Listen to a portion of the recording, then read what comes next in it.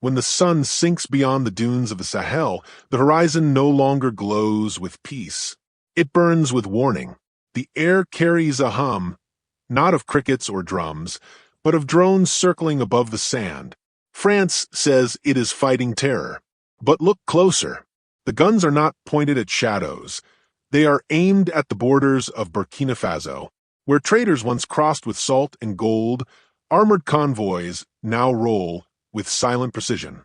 And yet, amid the roar of machines and the murmur of fear, one name still echoes through the desert wind.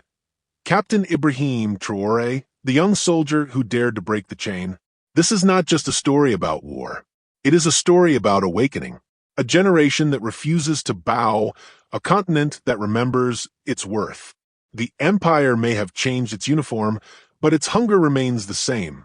And in this storm of politics and power, one question stands like a drumbeat in the dark. When empires return in silence, who will guard Africa's dawn? Stay with us, because this isn't just another story. It's the future our ancestors dreamed of. Subscribe and stand with us for an Africa that will never bow again. When the French convoys withdrew from Mali, Niger, and Burkina Faso, the world applauded. The headlines spoke of sovereignty restored, of Africa standing tall again. But the desert has a long memory, and freedom in the Sahel is never handed back so easily. Only months after the last French flag was lowered in Ouagadougou, satellite maps began to tell a different story. Small red dots, new bases, training hubs, and joint command centers began to appear across West Africa. In Benin, concrete foundations rose near Parakou, where foreign soldiers drilled at dawn. In Côte d'Ivoire, runways in Abidjan were quietly extended, capable of hosting combat aircraft. In Senegal, surveillance drones mapped Mali's frontiers.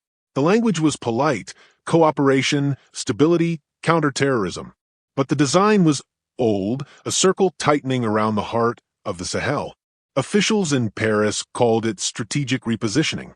People on the ground called it what it truly was: encirclement. France no longer needed to rule openly. It could rule through logistics, through satellites, through the rhythm of another nation's radar. And this, perhaps, is how empires now breathe, through the silence between official statements and the noise of moving machinery. But the people of the Sahel saw through the smoke. In the marketplaces of Ouagadougou, old men spoke of how colonizers never leave, they only change uniforms. Our grandfathers fought men with rifles, said one trader, but we fight men with contracts. Burkina Faso, under the leadership of Captain Ibrahim Traoré, became the center of this storm. For the West, he was the symbol of defiance. For his people, the embodiment of faith. Traoré, Burkina Faso, was no longer a headline. It was a pulse, a rhythm, a promise that the soil of Africa would no longer be trampled in silence. And yet, this defiance came at a cost. As the Sahel shut its doors to foreign troops, neighboring states opened theirs. French and European contingents reappeared under different flags: EU task forces, security partners, advisors. But the pattern was familiar.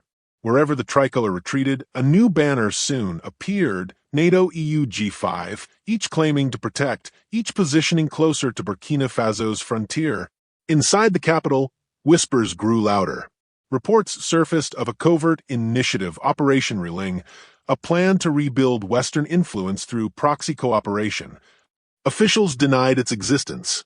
But in geopolitics, denial is often confession. By early 2025, drones once launched from Mali now flew from Benin. Night flights crossed over the savannah. Their lights were dimmed, their engines muffled, and the question spread like wildfire across radio waves. If this is about fighting terror, why are the guns pointed north? The ordinary citizens knew the answer. Terrorism was the excuse, control was the purpose. The Sahel had forced the empire out of its door, and now it was crawling back through the window, quiet, precise, invisible. In the villages near the Benin border, shepherds began to notice new patrols, soldiers who did not speak their language, trucks with unfamiliar insignia. The land that once echoed with drums now hummed with engines. The people had liberated their soil, only to find it surrounded. Still, in the midst of this encirclement, one thing refused to bend: the will of the Sahel. The people understood that this was not merely about borders, it was about belief. Freedom was no longer a dream, it was a discipline. And in that discipline, the Sahel found its strength. The storm was gathering, yes, but this time, Africa would not kneel in the rain. Long before the empire fires its first bullet, it fires a story. And in the Sahel, that story has become the deadliest weapon of all. The headlines came like a flood: instability in the Sahel, rising authoritarianism, Burkina Faso on the brink. Western anchors spoke with grave concern, their voices carrying the same rhythm of doubt that had followed every African nation daring to stand alone. Yet few of them ever set foot in the region they described. They spoke not from knowledge, but from narrative. When the people of the Sahel expelled foreign troops, the world's cameras saw chaos. They did not see the unity. They filmed the smoke, but not the sunrise. Because the empire understood something most did not: perception is control. If you cannot rule a nation's land, you can rule its image. And so began the invisible siege, a battle of words, pixels, and headlines. Every act of sovereignty was rebranded as aggression. Every effort at self-reliance was recast as isolation. Newsrooms from Paris to New York declared the Sahel unstable, while those who had destabilized it now posed as saviors in suits. Meanwhile, inside Ouagadougou, Captain Ibrahim Traoré refused to answer the empire script. He did not trade insult for insult. He spoke with the calm defiance of history. "We do not hate the West. We simply refuse to kneel." Those words, broadcast in dusty town squares and through battery-powered radios, traveled faster than any propaganda. They were not just sentences, they were liberation written in sound.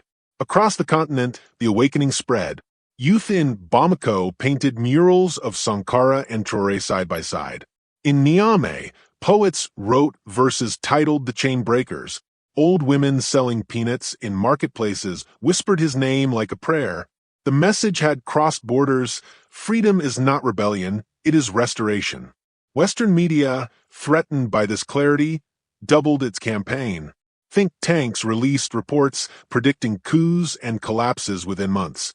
Experts appeared on television panels, their ties straight, their facts hollow. They said the Sahel's independence was unsustainable, that its leaders were radical populists. They forgot that a people who have lived under centuries of foreign rule do not fear instability, they have already survived it. But Africa began answering in its own voice. New platforms emerged: community radio, independent newspapers, digital storytellers, all reshaping what African news truly meant. These outlets did not wait for permission to speak, they simply spoke. They told stories of miners reclaiming their land, of engineers building solar grids in forgotten villages, of teachers explaining sovereignty to children in mud classrooms. It was a media of defiance, one headline at a time. Yet the empire fought back with subtler tools. Algorithms began to bury African perspectives under a sea of Western analysis. Online campaigns spread rumors of division among Sahel nations. Anonymous accounts whispered tales of internal rifts, of corruption, of betrayal. But each lie failed because truth had found its echo in the people. A revolution was unfolding, not in the fields or the skies, but in the minds. The Sahel had learned to fight on a new front, the battlefield of perception. And the more the empire tried to define Africa, the more Africa began to define itself. Traoré understood this. The war for Africa's soul, he said, will not be won by soldiers, but by storytellers. Those words struck deep, especially among the African diaspora. Elders who had marched for civil rights, who had sung freedom songs in Harlem and Detroit. They saw in the Sahel the reflection of their own struggle, the right to speak, to stand, to be seen. So, as Western reporters clung to their fading narratives, the Sahel spoke in clarity and conviction. "We are not rebels," said one Burkina journalist. "We are restorers." And the world, for the first time in a long while, began to listen. If you believe this is what Africa needed, all along. Say amen in the comments below. The response of the Sahel.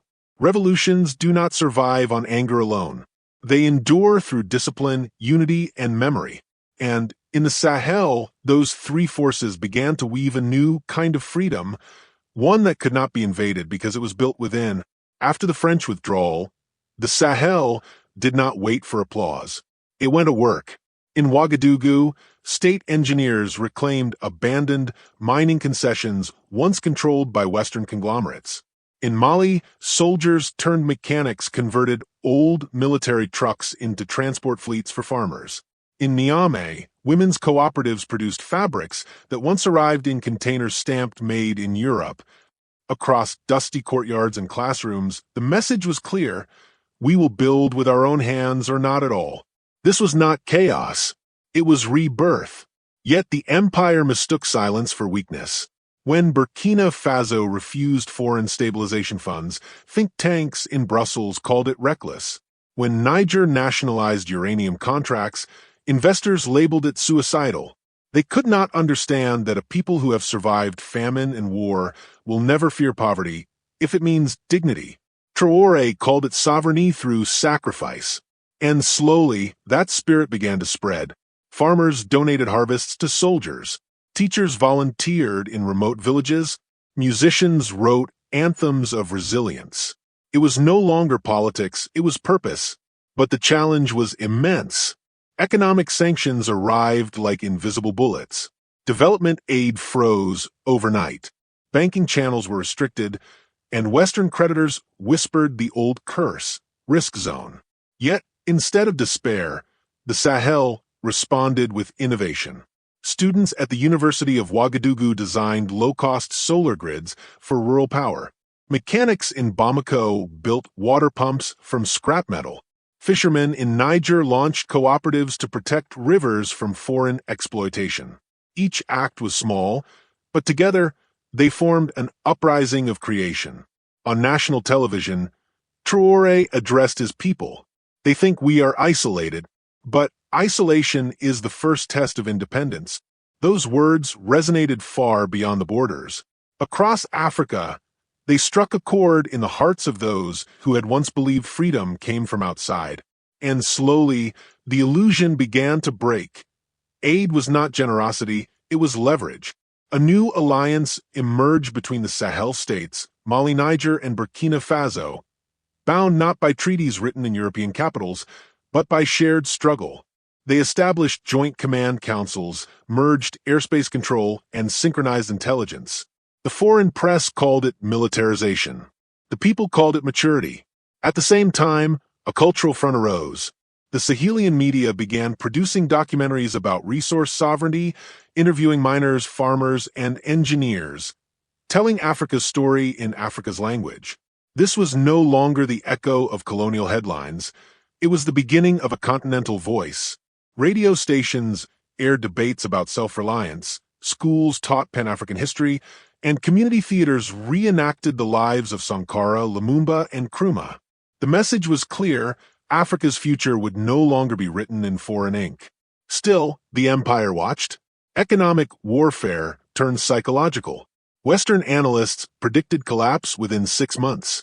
But each failed prophecy became proof of the opposite. The Sahel was learning to stand on its own legs. In a small village outside Kaya, an old man told a journalist, "We have seen the French leave before. This time, we are the ones who will not leave." And that, perhaps, was the difference. This generation was not chasing dreams, it was defending memory. For decades, the Sahel was told that progress came with permission. Now, it was proving that progress begins with pride. The world called it resistance. The Sahel called it living. The world reacts. When the Sahel rose, the world flinched. From Paris to Washington, microphones crackled with words carefully wrapped in diplomacy, stability, dialogue, concern. But beneath those words, unease spread like wildfire through the corridors of power. The empire was watching something it had never truly believed possible: Africa standing without a hand to hold. France's response came first. Officially, President Emmanuel Macron reaffirmed his commitment to democracy in West Africa. Yet French envoys were soon seen in Benin and Côte d'Ivoire, offering new aid packages, new training missions, and new military infrastructure. Diplomacy by day, deployment by dusk. The tricolor had left the Sahel, but its shadow remained. In the United States, the language was subtler but no less sharp. At the State Department, officials praised Sahel nations for their sovereign decisions, then warned of malign influences from non-traditional partners. The phrase sounded academic, but everyone knew its meaning: Moscow and Beijing. What unsettled Washington was not the partnership itself, it was the precedent. If three small nations could defy the West and survive, who might be next? In Europe, think tanks held emergency sessions. Articles appeared warning of authoritarian contagion, as if African self-determination were a disease. Yet, beyond these polished fears, something deeper stirred. A quiet recognition that the old order was cracking. The age of guardianship was ending, and with it, the illusion of control. Meanwhile, the African streets told another story.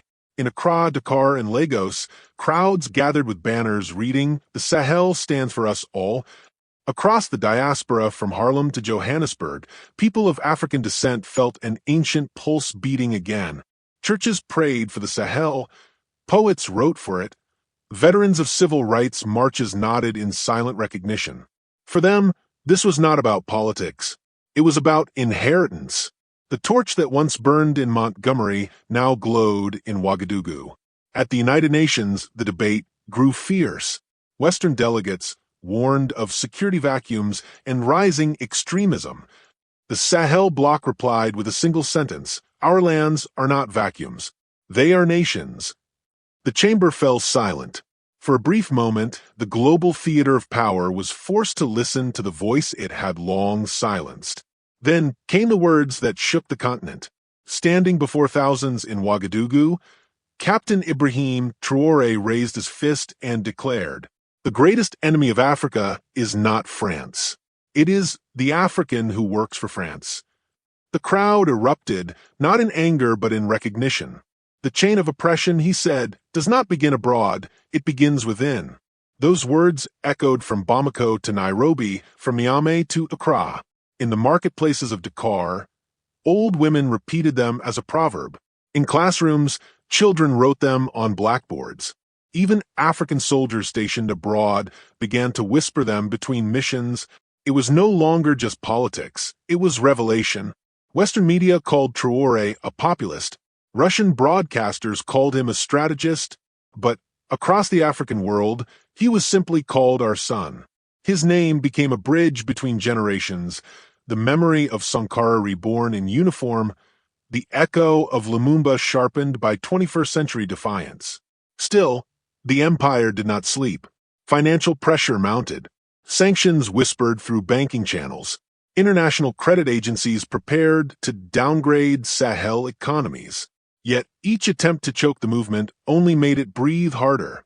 In the halls of the African Union, something remarkable began to happen. Leaders once divided by politics began to speak of unity again, real unity, not in communiques, but in courage. The idea was spreading. Sovereignty was contagious, too. By late 2025, regional alliances that once feared Western backlash began to reconsider their loyalties. The Sahel, once dismissed as fragile, had become the moral center of a continent. And somewhere in the Western capitals, behind closed doors, analysts began to whisper the question no one wanted to ask aloud. If Africa no longer needs guardians, what need is there for empire? The new discipline of freedom? Empires fall the same way they rise, not in battlefields, but in belief.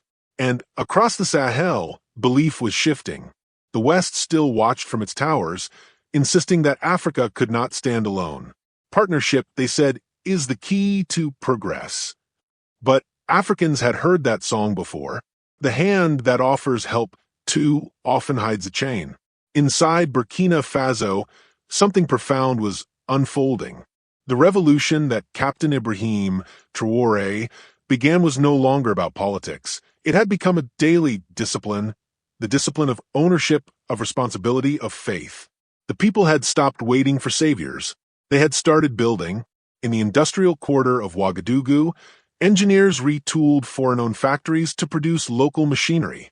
Villagers learned to operate solar fields built by their own hands. Schools taught children not only arithmetic, but the names of their ancestors, Sankara, Lumumba, Nkrumah, names once erased, now resurrected. Across the land, the spirit of Traoré Burkina Faso was becoming more than a man's name. It was a movement, a rhythm, a return to dignity. But freedom demands sacrifice. France and its allies tightened economic sieges. Contracts were suspended, banking systems constrained, investment withdrawn. Western economists predicted collapse, yet collapse never came. Because hardship to the Sahel was not new. It was the price of rebirth. When credit lines froze, the people built local cooperatives. When imports stopped, they crafted replacements. In Bamako, mechanics turned decommissioned tanks into tractors. In Niamey, young entrepreneurs launched community farms funded by nothing but trust. Every act of defiance was an act of creation. The empire tried to mock this resilience. Foreign analysts sneered, calling it romantic nationalism. But the Sahel had learned something their critics never could. Progress without pride is just dependency in disguise. Meanwhile, a quieter revolution swept through the continent, a revolution of ideas. African universities began forming joint programs in economics, defense, and digital infrastructure. Pan-African radio stations shared information across borders, bypassing Western gatekeepers. Independent journalists told the world what African success really looked like, not skyscrapers but sovereignty. Even beyond Africa, the echo grew. In the Caribbean, activists held vigils for Sahel unity. In the Black churches of America, elders prayed for the captain and his people. Civil rights veterans saw, in this movement, the continuation of their unfinished work, the final leg of a centuries-long march from bondage to belonging. And so, the new freedom was not loud. It did not march in parades or boast in headlines. It moved quietly in classrooms and workshops in hearts. This was the new revolution. Not rage but rhythm, not chaos but consistency. As Traoré told his people, independence is not an event. It is a behavior. The young and the old alike understood. Freedom was no longer a dream, it was a duty. And across the continent, that duty began to bloom. In Ghana, students organized lectures on African sovereignty. In Kenya, farmers formed collectives to resist corporate monopolies. In Senegal, poets revived Wolof and Serer oral traditions to remind their people that language itself is liberation. Everywhere, the call was the same. Africa would no longer apologize for wanting power over its own future. The West could surround the Sahel with bases, but it could not surround the horizon, because horizons expand. And for the first time in a century, Africa was breathing on its own, not in defiance, but in destiny. When history writes this chapter, it will not speak of those who surrounded, but of those who stood. The empire had tanks, treaties, and technology. The Sahel had faith, and in the end, faith endured longer than fear. Because no power, no matter how vast, can cage a people who have remembered who they are. Across the deserts and savannas, the torch burns still, not the flame of anger, but of awakening. The revolution that began with Captain Ibrahim Traoré has outgrown borders. It has moved from sand to soil, from hands to hearts. What began as defiance is now devotion, to the idea that Africa's destiny belongs to Africans alone. Factories once owned by foreigners now hum under local command. Schools teach not shame, but pride. Soldiers stand guard not for empire, but for home. And in every corner of the continent, the same whisper rises like a hymn: if the Sahel stands, we stand. In the past, Africa's greatest tragedy was forgetfulness, forgetting its strength, its genius, its unity. But that forgetfulness has ended. A new discipline has begun, one that builds, protects, and believes. The West can redraw maps, rename alliances, repackage control, but it cannot rewrite awakening. Because freedom, once remembered, does not retreat. And so, To every listener across oceans, across generations, this story is yours too. The struggle of Burkina Faso is not a tale of distance. It is a mirror of endurance. Our ancestors crossed the Atlantic in chains.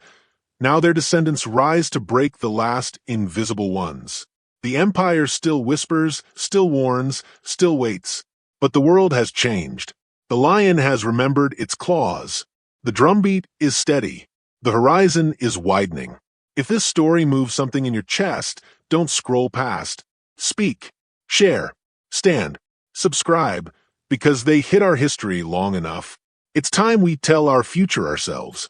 And if you believe that Africa is finally rising, say it loud in the comments below. New Africa. Africa rise. Africa can do it. Stand with the captain. Because the story of Traoré Burkina Faso is not just African history, it is African prophecy.